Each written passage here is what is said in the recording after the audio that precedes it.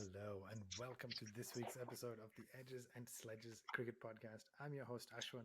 I'm joined by Varun. Varun, you have been kind of on a world tour traveling everywhere. I know you're in the US now, which is why you and I are recording this together. How are you doing, man? Middle overs of the IPL season as you're traveling, you're getting used to Singapore. The games are late night for you. In the US, they're early mornings. Have you adjusted to that? How's that all going? Yeah, I've adjusted. I was on the East Coast, so it was a little bit earlier for me. Now, with not too many double headers left, it's starting at a good time actually. So I'm quite enjoying this watching an IPL from a morning perspective where you finish the game and you have your whole day ahead of you versus, keeping one eye open as you get into bed to see is the match over. So it's very different. Yeah, that has been my IPL life for 18 years, where it starts in the morning, but by lunch, basically on weekends, you're done. It is more challenging on weekdays for me and our American listeners or North American listeners who have 9 to 5s. But, Varun, we're going to talk through. There's been a lot happened since we last recorded. We're going to kind of go through the points table and just do a not quite mid season, but slightly ahead of mid season, like 60% point check in. What's going on with each of the teams? What's working? What's not? We have to start. We're recording this on Monday afternoon, North America time, Monday night, India time. And just finished is the second fastest IPL century of all time by a 14-year-old in Vaibhav Suryavanshi for the Rajasthan Royals, who were languishing near the bottom of the table. Brought him in, I think, 2 matches ago. You and I were actually together watching his first game where he made those 30-odd runs, which was very exciting. And what do you say? What is happening? How are these 14-year-olds coming out hitting sixes further than most players can hit off of international caliber bowlers? I mean, a 35 ball century. How brilliant was that? It was unreal. I've not seen that kind of hitting for a long time. And I mean, we've got Abhishek Sharma, we've got Priyansh, and they also do play like this, but this was just complete domination and destruction, in my opinion. Like every ball, he wanted to hit it for six, and if it was not going for six, you could see he was almost disappointed. It does speak a little bit about how good this pitch was, and I would say Gujarat was probably a little bit short, but man, this guy, he just clobbered them. It did not care who the bowler was, whether it's Ishant Sharma who's played 100 tests or Rashid Khan who's a T20 legend. It just did not matter. I think the fact that RR bought him when he was 13 years and something is phenomenal. The fact that they've played him consistently after Samson got injured is credit to the team. I mean, when he got his century, I think Dravid got off that wheelchair. Like Yeah, that's he's what been in that a kind of, wheelchair since he yeah. hurt himself playing with his kids, right? He's playing cricket. Yeah, so that is what this innings did, and man, under the helmet, sure, this kid looks like he's 17, um, but he still looks 17. He doesn't look 32, right, when he's doing this. And then when that helmet comes off, you can clearly see this is a 14-year-old boy. So I mean, I'm just thinking like he's probably in class eight, and like I was struggling with physics and chemistry in class eight. Like this kid is just, yeah, he's just doing something different. The question is, can he go back? How do you go back and slot into playing under 15, under 17 You cricket can't. after You this? just You've got an IPL century. I mean, those poor kids in gully cricket who he plays with in his neighborhood won't have a chance in I tennis. mean, imagine if he had a rivalry with some kid and like they fought every time on the field. Like you just keep quiet now. These are those stories on the IPL too that just bring you pure joy. It doesn't matter that he plays for a Rajasthan team, different team. Just you can't not be happy watching a 14-year-old kid hit a century and in 35. I mean, just that'll be a story that I think will stay with all of us who got to watch it forever. So phenomenal and a big win for Rajasthan. So we had to open with that. So I'm trying not to be super disjointed from here on. But Varun, so much happens in the IPL. We had to start with that. Let's go down. How about we do this? Let's go down the points table. We'll talk about the teams that are, or everyone, but in order, and what's working, kind of what's not working, and where you see them going from here. Okay. So let me start. Let's start with RCB. This is not the first time. Yeah, for those of our audio listeners, Varun's shaking his head. This is not the first time RCB's been at the top. And I kind of look back at their season and say there have been some pockets of good, some pockets of not so great. But man, they're sitting with 7 wins out of their 10 games. I think they're undefeated away from home still, which is absolutely tremendous from a statistics standpoint. Virat has now become the orange cap holder. and Josh Hazelwood is holding the purple cap. So you're seeing these individual performances light it up. They won three in a row in the doubleheader weekend where they played against Punjab. They lost that first game that was shortened due to rain. How are you feeling about RCB right now? I mean, it's a pretty stellar side, and yet they still changed their opener from Phil Salt, who I think was out sick or injured, to Jacob Bethel. And yeah, how are you feeling about the side? Yeah, I mean, I'm feeling really good about the side. I think because our memory sucks, but at the IPL preview, I had said that this is going to be a team to look out for. I think, they have made some great buys. Three names for me: Hazelwood, Bhuvi, and Tim David. And you're seeing all of them come good, right? They are all playing their part. They are all contributing to the team. I think the when you look at this setup, it's just what is beautiful to me is that everyone knows what Kohli's role is, including Kohli, and that role is to just play through because he's the, I think, highest run scorer up till today. I think Sudarshan has just taken him over, but Mm. he is scoring runs consistently. There is some magic about Devdutt, Padikkal, and Kohli. He only seems to score when Kohli is on the other end. They're doing this without Phil Salt and Patidar really coming to the table.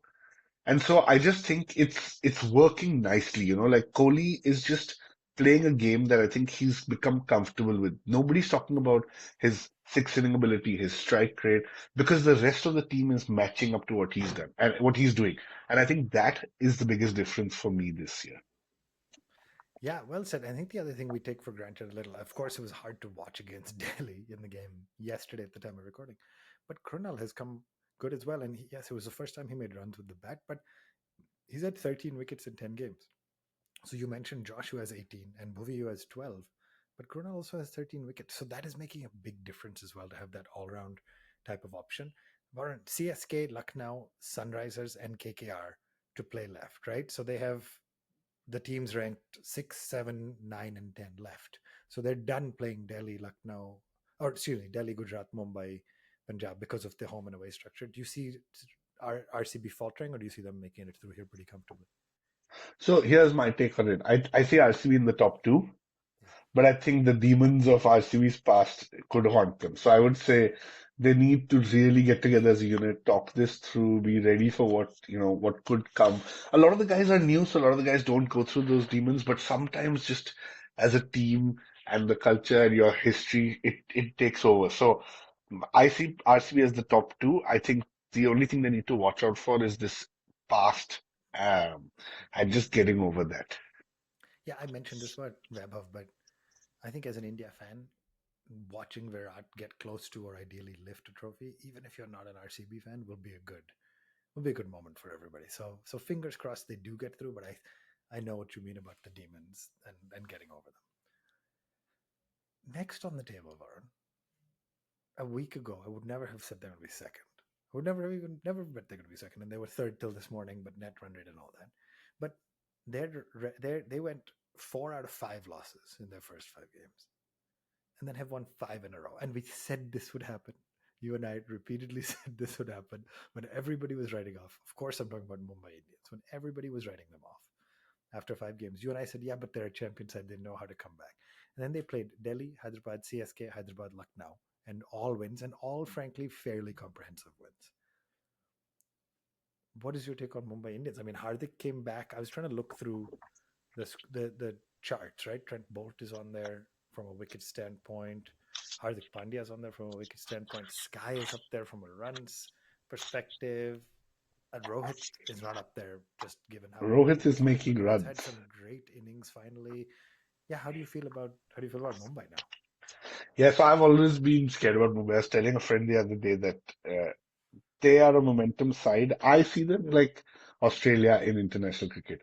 Once you start winning, it's very hard to stop them. And then the challenge is that completely opposite to RCB, once they reach the big stage, they know how to win. So to me, that is it's exactly the inverse. And so if Mumbai makes it to top two or even third or fourth with a chance at the final, I would be scared. Like I think as all the non-Mumbai Indians fans should be scared that this is a team that knows how to steamroll. the opposition. Now, the other interesting thing is they're really doing this without any overseas players. I mean, except for Trent Bolt. Right. Yes, Will Jackson has come to the table a little bit, Ryan Rickleton has, but this is just the beauty of that core Indian setup and how everyone knows their role and comes together to play. So I would say that be worried, non-Mumbai Indians fans, because this team just knows how to win. Yeah, I think you said this when we were watching a game together, but Tilak is so freaking good that most he would walk into most IPL teams. And when Sky and Hardik are doing well, excuse me, Sky and Rohit are doing well, and maybe sometimes Hardik bats higher up in the order, you may not even need a Tilak. That's how good this domestic lineup is, and that's what makes it so scary. So same question then. Rajasthan left to play, who now look really formidable thanks to Vaibhav. But Rajasthan, Gujarat, Punjab, Delhi. So they have some pretty tough matches coming up, at least in terms of performances to date. 12 points from 10 games. How do you feel they're going to end the season? Yeah, so my gut is also top two. So my top two are set, RCB and Mumbai. All right. Well, then let's jump to the third team then, because very interesting. Um, but Gujarat has not had a bad season. But really, if you try to sum up their season, it's been opening heroics has happened yet again today in a huge loss, but Sai and Shubman. Josh Butler has kind of blown hot and cold. Like some games he's done really well, some games less. So I mean he has 356. So he's had a pretty good season. But then kind of a little bit of a gap there, which is what you said in your preview too, by the way. I think we all did. And then Prasidh has looked good intermittently. Siraj has looked good intermittently. Rashid has not really looked good this tournament. Talk to me about Gujarat side because yes, they're one game in hand, but losing by 8 wickets after putting 200 plus up to a 14-year-old scoring a century. I mean, that is going to blow the ego pretty substantially. Right as they, by the way, go to face the Travis Sheikh show, who has underperformed, but man, on their day they can do exactly what Jaiswal and Vaibhav did today, right? So thoughts on Gujarat's journey so far this IPL? It's been a wild one. Yeah, so it's interesting. I think they're different to Trevishik because they're a lot more measured, proper cricketing shots, Mm-hmm. assess the ball, play the ball on its merit. Yet, very often you find the openers of Gujarat actually accelerating just after the power play is finished. So Mm-hmm. it gives you a very good view of how they're playing proper cricketing shots. Now, having said that, I don't think teams who are dependent on their top three actually win the IPL. It's hard. You can only have a consistent run for so long. If you get a Hazelwood or a Stark in the final who takes out Gill or Sai Sudarshan early, the whole thing changes. So I'm a believer of, everyone getting enough match practice. T20 is a game where if everyone scores 35, it's better than one person scoring 75 or 80. So I think their challenge is just going to be how do they go into the playoffs with that same momentum? Because form, it's hard for form to stay the same over 17 games, right? Potentially, if you were to reach the final. Equally, Siraj, Ishant Sharma, Rashid Khan, these guys have done well, but they're not typically the names, like, except for Rashid, but they're not typically the names who you think of when you think of IPL winning teams. So I think they need to just be a little bit careful about this. It's the same problem India had for many years. Virat, Dhawan, and Rohit Sharma kept doing well. We kept reaching the final and then 15 for three. So I would say if you get to that playoff and final, take a measured approach because it's a trap that we've all seen. Yeah, it's very interesting as you talk about Gujarat as well, right? Like Siraj, Ishant, Prasidh is an excellent bowler, but Siraj, Ishant, and then an out of form Rashid make it seem scary. At the same time, Siraj, Prasidh, Rashid is an outstanding bowling lineup on paper. So you can see kind of both sides of what that lineup is capable of. Let me ask you a question. I found this interesting stat, which I know you don't have your computer in front of you, so I will explain it. But of the top 15 wicket takers in the tournament. So I'm talking Hazelwood, Prasidh, Noor, Trent Bolt, Krunal, Harshal, Kuldeep, all of these guys, right? They've all bowled above 26 overs, okay, in this tournament. 8 to 10 games, fine. Hazelwood, for perspective, has bowled almost 37. Trent Bolt, 36. Kuldeep, 36. At number 8 on that list, you have Sai Kishore, who has 12 wickets, but has only bowled 23 overs. He's played 8 games. There was one game where he didn't get a ball at all. Do you think he's fallen out of form? Do you think they're seeing something in the nets that's not working? Do you think they're so clear that as as a lefty, he's going to only bowl to righties. So any team that has lefties, they don't play him. What is going on with that? It seems so odd that halfway through the opening stage, we were so all in on Sai Kishore, the bowler, and now he's just fallen out of form. Yeah, I think Gujarat has made a mistake here because in this whole concept of matchups and the Sai Sudarshans, Abhishek Vermas of the world, Abhishek Sharmas of the world. Abhishek Verma is a pretty good name too, but You're talking about Aniket Verma, I think. yeah, but they've just made a mistake, and this is where people get caught up in these matchups. He's a very smart bowler who is bowling well and had momentum on his side. You should not have done treated him the way you have. Like, I think it's a miss, especially with Rashid out of form. He should have been playing a bigger role. So I think they've missed a trick here. They'll probably get back into it quickly. They got Sundar on, but Sundar's bowling has never been his shining factor. So I think they will start going back to Sai Kishore. Um, but yeah, it's listen, they're a top team. I wouldn't have put them in the top four that easily. But now I think with this Rajasthan loss, I see them in the top four as just not one or two, which is what I would have thought a couple of days back. Okay, so you do still call them in the four. So you're keeping count. You've already got three of your team there. Yeah, All right, Lauren, let's keep it going. Delhi Capitals, 4 wins in a row. It's the opposite of Mumbai. And then they went loss, win, loss, win, loss. So they're alternating. And I paused before I said that win because that was a super over against the Rajasthan Royals, which, let's be honest, Delhi had no business winning. So I want to quickly talk about that game just because of how crazy it was. 20th over, Mitchell Stark, 9 runs to defend, manages to get it to a super over. Just absolutely brilliant over, including a run out on the last ball. And then Rajasthan comes out. Hetmeyer hits a boundary, gets a single, then a no ball four from no ball from Stark, four, then run out on two back-to-back balls. So they're 10 off 3 balls, and we're thinking as Delhi fans, this is over. But then absolute catastrophe for Rajasthan, where first Rian gets run out by Hetmeyer, and then Hetmeyer gets run out when they want 2 runs, and just brilliant fielding, which Delhi has done really well this season. And 12 runs, and Delhi wins it. So, first off, brilliant. We haven't had a super over in 3 years, by the way, or yeah, 3 years, I remember that. Yes. which was awesome. But then Delhi has kind of gone hot and cold. So same statistics as Gujarat on the table, right? 9 games, 12 wins. After 4 out of 4, you would have thought they look good. But then just to remind you, they play KKR tomorrow. Then Hyderabad, who's had a rough season. Punjab, who looks really good. Gujarat, who's top 4. And Mumbai, who's second. It is a Yeah. tough home stretch for Delhi. How do you feel about them so far?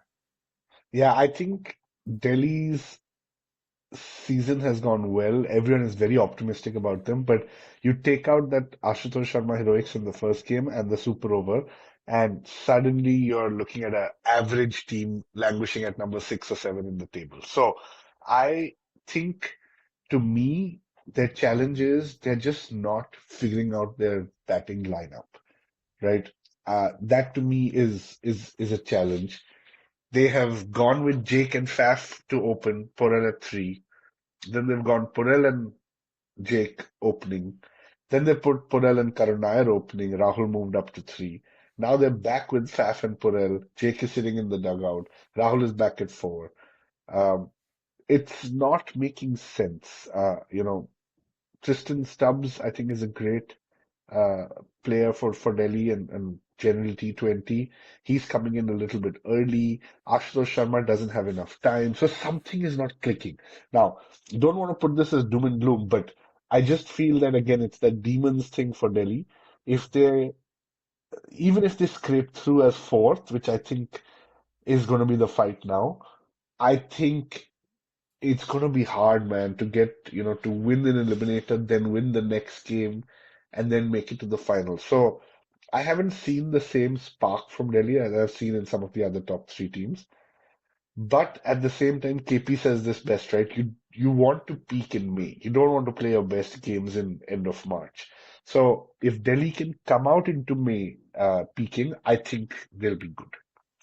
Yeah, well said. I will say, so I haven't been giving you my live predictions, but I will say Mumbai, I think, makes it. RCB makes it. Gujarat, I don't have making it. I think they fall out. They have a tough time reacting to this Vaibhav Suryavanshi loss and fall out. I think Delhi makes it, but not top two. So I think third. And that's because, 100% for me, because of the KL Rahul factor. I think he just has so much determination after how it went down at LSG last year, after just watching his energy in the Bengaluru game and stuff. Uh, One guy can't do it alone, but I think if he's backed by Karun, who batted well in one game and then had two bad outings, fielding brilliantly, there's a lot of different parts of it. But for me, I hope this is more wishful than anything, but I think on the back of KL Rahul's motivation, Delhi will make it. But let's take a very quick break. We'll come back and talk the remaining teams on the table. Don't go anywhere. You're listening to the Edges and Sledges Cricket Podcast. We will be right back.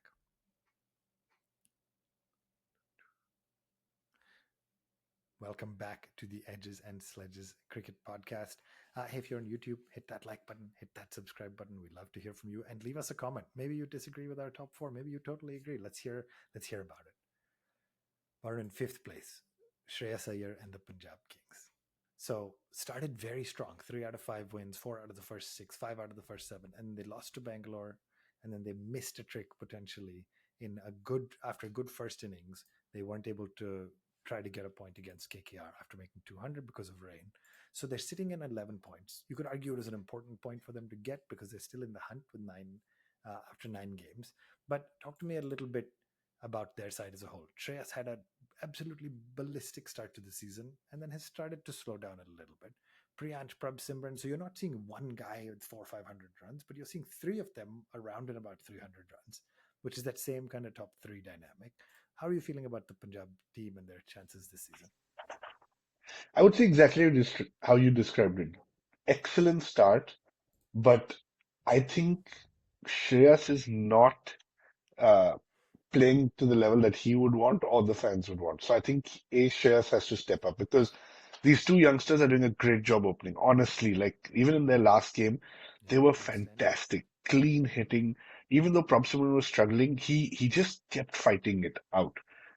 I think where And the thing with that Punjab, example, by the way, in that game is you look at the scorecard and say Prabh Simran 83 or 49, great. But yeah, for those of us who watched the match, yeah, my God, he was struggling. And then he yeah, just turned it around. Yeah. yeah, you got to commit, right? I think that's what that's what Prabhsimran did. He just committed. Priyansh looked excellent, and then after that, it just starts dwindling, right? I think Punjab has got this like Maxwell Stoinis hangover. I feel like they can't move past it. Yeah. They Ricky Ponting has done the right thing. He's picking only one of them per game. It's a random allocation. I think it's how you wake up and you've got a Maxwell and a Stoinis piece of paper in front of you, and it just depends which one you're picking up. Doesn't make sense.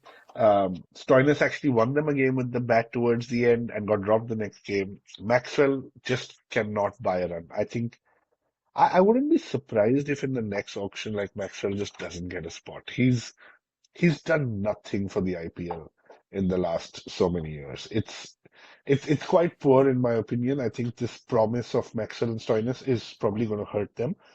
I can't even remember who the rest of their middle order is, to be honest, Ashwin. I know Marco Jansen is So there. they've brought in Josh Inglis.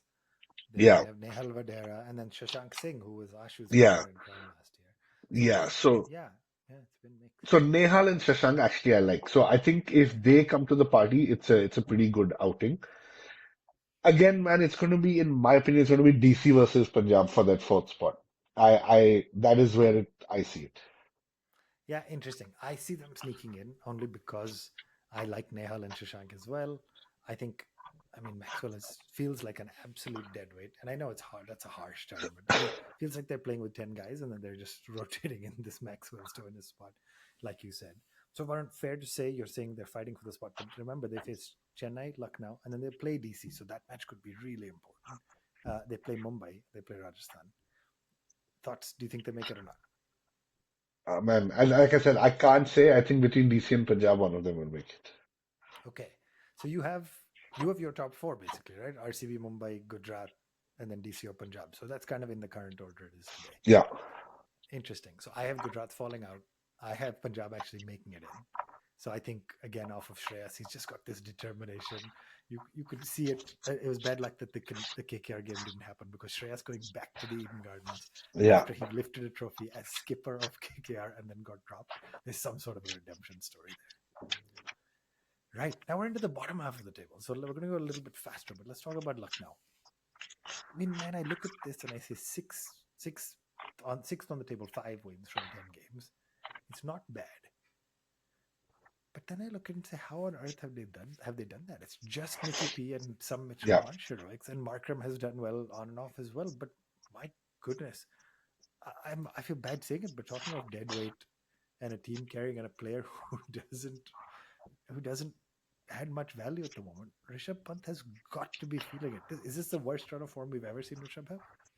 I think so. I can't remember 10 games at an average of under 10 or something ridiculous like that. It's it's it's shocking, man. This is what I was thinking of your highs and lows. Like in November, he's the highest paid player in the history of IPL. And fast forward 5 months and it's a complete disaster.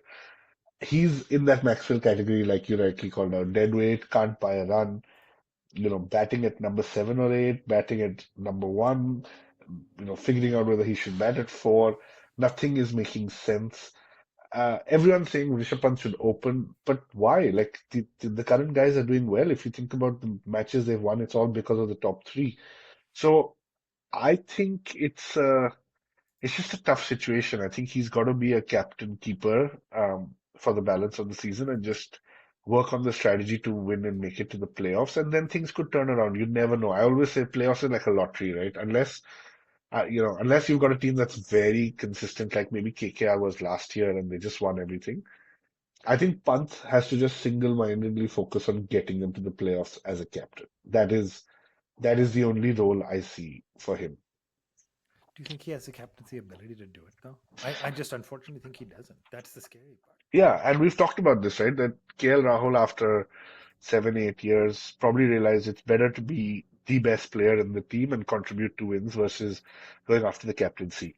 Pant is a bit younger. I don't fault him for wanting to be captain. I see him Absolutely, yeah. for the next 3 to 4 years still trying. But after that, I think once he has this captaincy burden off his chest, I think actually he'll probably go down that KL route. But there's a lot of work to be done, man. Look at the kids that are coming up today and look at what Rishabh Pant is doing in white ball cricket. There's a lot left to be desired. Yeah, well said. I mean, disappointing, and no, not at all to take away from Rishabh's red ball credentials, his accomplishments, everything he's added to the red ball setup, no question. But just disappointing to see the white ball performances continue. So it's safe to say, I don't think you already announced your top four, so you don't see them coming back, surging back. I definitely don't. I mean, they have to play a Punjab side who I think who's going to surge. I think an RCB side who's going to want to cement their ability to play in the top two, and then Gujarat and Hyderabad, who both Gujarat is still fighting, and Hyderabad has a point to prove. So going to be a tough run into the end for the Lucknow team. I just do hope, from a human standpoint, we get to see one good Rishabh knock, even if it doesn't change their fortunes in the tournament. Just bring a little bit of confidence back because it's really tough to see. Right, Varun, bottom four teams. KKR, 7 points from 9 games. One point came from rain, so really six from the first 8 games. What is not working for them this year? Obviously, we've talked about this a lot, right? Are they too reliant on the Narayan Russell type show? Venki Iyer hasn't had a breakthrough season, but that's not a bad season.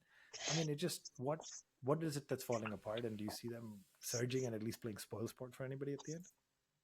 I see them playing spoilsport. I don't see them making it. I think like tomorrow's game versus Delhi, they could really play spoilsport, right? And I Yeah, think that's going to be their motivation now is to make a name for themselves this year. I think KKR is a bit reliant on this old guard, if you wanted to call it that, right? Now they won last year, so it's not fair to say that they shouldn't be reliant, but yeah. the same formula of Narayan and Russell, it can't work forever. You've got to change things up. Quinton de Kock is not at his peak, and that's what I said at the start of the tournament. Gurbaz yeah, he's good, but is he a premier opener? I would say in T20 cricket, the answer is no. Yeah, of course, Rahane I is had a them both has-been twice in the fantasy league, so my fantasy. fantasy season is going awful. Yeah, Rahane is a bit of a has-been. So it's not, nothing is clicking. Let me just put it that way. But yes, when they look good, then suddenly, Varun Chakravarti and Narayan are a force to deal with. I just think it's not worked. It doesn't mean they're a bad team. It's just this year it just hasn't worked. I can't actually say anything else. Yeah, well said. I actually think what scares me is 5 matches left, three of their team. So tomorrow they play Delhi. By the time many of you are listening to this, Delhi will know the fortunes of KKR against Delhi and how it's looking. Man, I what scares me is three of their teams that they're playing still left are below them in the points table, right? So they will play Rajasthan, CSK, and Hyderabad, who are 8, 9, and 10 on the table, and they could easily win all those. So I think making it into the playoffs is still tough, even though of course mathematically still possible. I I see them definitely playing some spoil sport for some teams, so that'll be Yeah, like interesting to you could actually see them as fifth or sixth, honestly. absolutely. All right, let's talk about the next team on the table, Rajasthan Royals. So we did talk a little bit about the heroics of Vaibhav Suryavanshi and how great that was, but the reality is, prior to that, they lost five in a row. So they didn't. They had two of their first four wins, and then they lost five in a row. And I should mention, I did mention the super over, 9 runs to defend or to chase, excuse me, 9 runs for Stark to defend, and then the very next game, Avesh has the 20th, 9 runs to make, and they just couldn't get it done. So Rajasthan is not losing by huge margins.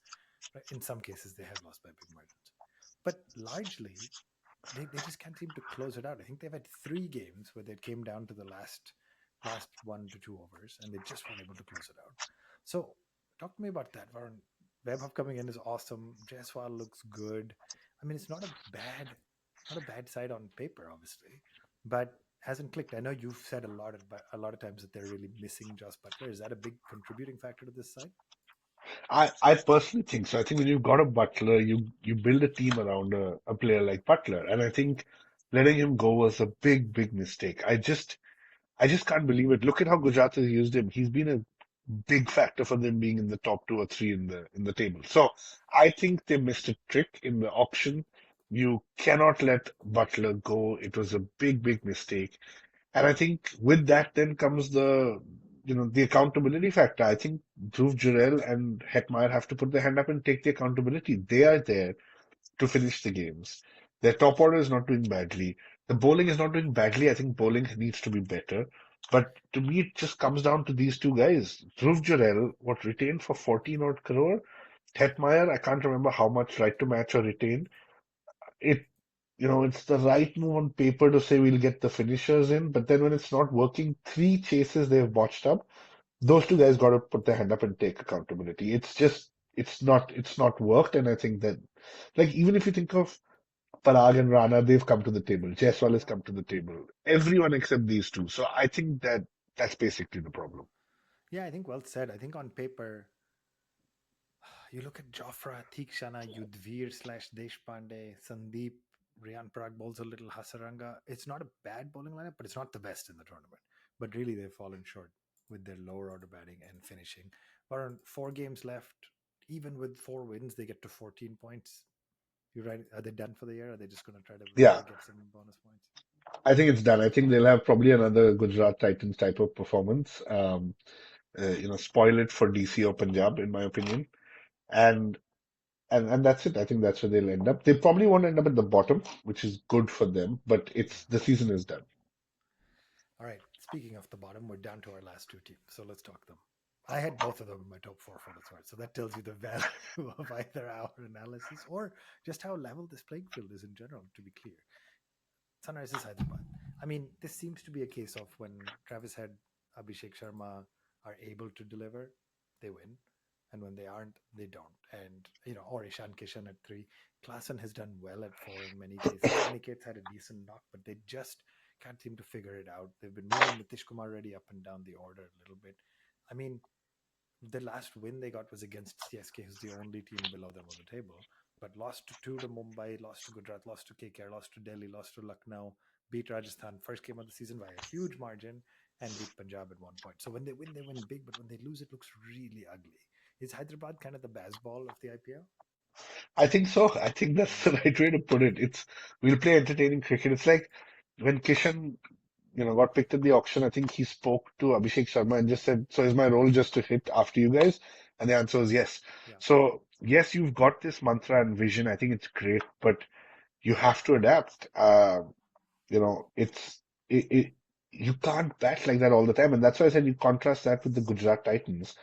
They really look the part. They're getting the runs, they're winning the games, and their top two are doing well. So I think they have to stop this, like, I have to chase 284 mentality. That's my last highest. And every game I have to try and beat 280 odd. You have to change that mentality. Assess the ball, assess the pitch. And again, I keep talking about momentum, but as I see Travis Head, it feels like he doesn't want to be there. It's not working. I don't blame him. I wouldn't want to be there either, but it's not working. And so people like Travis Head are not, ready to grind it out and hit those big runs after the power play. It's just one formula. And like we said, even with Narayan and others in the past, it is not about that formula. Teams are adapting. Teams have got different skill sets. I think they're just not evolving, is my opinion. I think that's what's happened this year. Yeah, it's unfortunate and well said because when they do well, they do so well. I think my question is, does Abhishek like have a piece of paper in his pocket all season long, and then he made one century, so he got to take it out? But it's just That's close what to home. Travis had said. He had it for 6 games in a row. Oof. Um, it's all nice show and drama, and I think Sunrisers has got great support from their fans. But you have to change. Like I would say, why are you still playing Kishan? He's been a disaster. Change it up. Put somebody else at three. Give Aniket Verma a chance. Do two different things. Yeah, or at least like a Klassen who has done well. There's opportunity to do more for sure. I mean, Kishan made a century this season, to be clear, Yeah, but 10 and then bad had games, so 10 it's failures or 9 failures. yeah. All right, let's wrap this up on the Chennai Super Kings team. Bottom of the table, MS Dhoni. I mean, 2 wins from 9 games. I don't think mathematically out yet either, but basically all but out because they have to play Punjab, Bangalore, KKR, Rajasthan, Gujarat, and they need 5 wins out of 5 and a lot of different things to go their way to have a reasonable shot. I mean, at this, it just felt like they've given up, even right. Like Dhoni at one point was talking a lot about how it's important to get results to try to set up a stronger team for next year. Like it just feels like they were done with it a couple of games ago. Not and maybe it's easier said than done, but yeah, they brought in Devon Brevis. He actually did really well. So all of us Delhi fans are sitting here thinking, why didn't you replace Harry Brook with this guy? Because he would have been a great acquisition. But thoughts on the CSK as we wrap it up today? Is it just tough to see this type of franchise and hope they rebuild next year? Yeah, I mean, I think CSK is the best franchise of the IPL. If you think about their success, they've got the highest number of trophies joint with Mumbai, but they've made the And they play. missed a few years too. Yeah, and they've made the playoffs almost every year. They've made the finals almost every year. So I think they're one of the best franchises. It's just been interesting to see how the narrative has changed, right? They've gone from, you know, this is Dhoni's like Dhoni's the best thing since sliced bread. Then it's become this whole team is Dhoni's fault. Then it's come down to Fleming saying we can still win 6 of 6. It's inspired. And the latest I heard Raina say is that this is not the team Dhoni wanted. They messed up the auction. So Mm. they've been through the whole cycle. You've been through all the 7 stages of anger and denial, and now you're just at the blame stage. It was a terrible auction. Let's put that very clearly. And we've been saying It that for a is long time, by the yeah. way. Yeah. It is one of the worst team strategies from that auction perspective. That's MS's fault. I don't know the answer to that, but it is just not a team that is equipped to compete with the likes of the other guys. We're talking about level playing field. You had a shot to buy, some of these big guns, these youngsters. You've bought Vijay Shankar and Rahul Tripathi. Those you just didn't put Neither in of the who's playing work. anymore, by the way, nor is Yeah, Vijay you Shankar. you just didn't put in the work. And it's also a combination of bad form because otherwise Rachin and Conway would have been a great opening pair. So it's not all the team strategy and auction fault, but generally you don't have the reserve bench strength that you should. And I think they're going to pay the price for it. I don't know how this is going to work for them next season, but they've already checked out. I think they're already talking about 2026. Yeah. I mean, sad but well said. They clearly are already talking about next year. It'll be interesting to see who they try to acquire in the off season or how they try to reshape their kind of strategic plans in the off season. Right. So Varun, I'll just recap because your top four were the existing top four: RCB, Mumbai, Gujarat, Delhi, or Delhi slash Punjab. You've said, Yeah. and I'm saying mine are RCB, Mumbai, Delhi, and Punjab. Now, Yeah. a lot can happen. Lucknow will want to jump in. KKR is going to say you're leaving me out, even though I'm mathematically still pretty close. I think the others are going to struggle. Varun, thank you for joining me. This has been fun. I hope yours and listeners, your fantasy league season is going better than mine. Now, I haven't used any of my boosters, and I noticed you used Yeah. one yesterday. That I've really used three. excites So me. I would say buck up, man. Use the booster. What are you saving it Thank you. for? I'm not saving it on purpose. I just haven't wrapped my head around when to. How could I make sure I have enough Indian guys in so I can use the Indian booster, etc. But I'll get to it and I'll catch up. Thank you to everybody for listening. We are at One Tip One Hand on all the social medias. I know this IPL has been tough for us with lots of travel and family things that we haven't been on every week, but we will try our best to be back next week and continue to bring you news from the IPL. Varun, thanks for joining me. Everybody at One Tip One Hand, leave a comment, like, subscribe, all of the things, and we'll be back soon. Thanks for joining.